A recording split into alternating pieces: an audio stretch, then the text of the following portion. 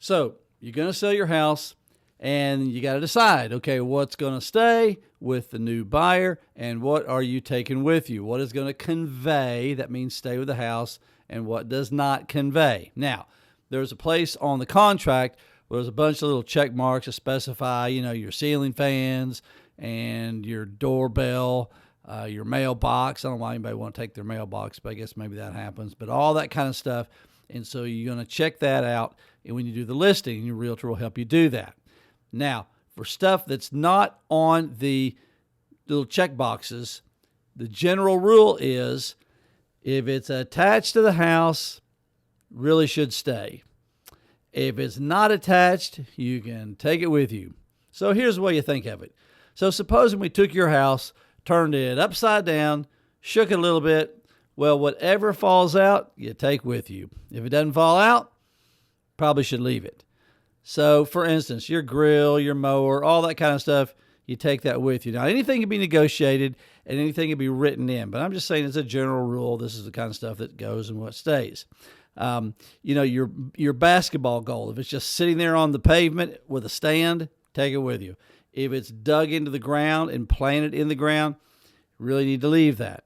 Your trees and shrubs, don't be digging any of those up to take with you. Even though your ornamental tree is real, you got a real sentimental place for that in your heart, you still really need to leave it unless you have specified it in the contract that you're going to dig it up and take it with you. I had a friend of mine who one of his clients bought a house. They got there and the seller had rolled up and taken the chain link fence off of all the posts and taken it with him, and it was in a moving truck headed to Michigan. That's not cool. Don't be taking your chain link fence off the post and taking it with you. Shouldn't be doing that. Now, let's say, for instance, what about gas logs? Now, that's something that is specified in the contract, but the gas logs, well, they're not attached, but the fireplace is a fixture, is a part of the house.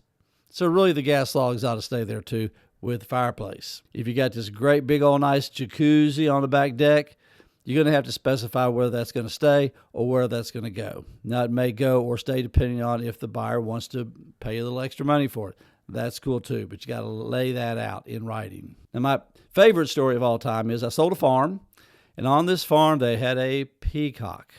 The peacock's name was King George. Now, King George needed really to stay with the farm. It was hard to transport King George to the new location, which wasn't even going to be a farm for the sellers. They were going to buy a place that didn't have a farm, or not a farm.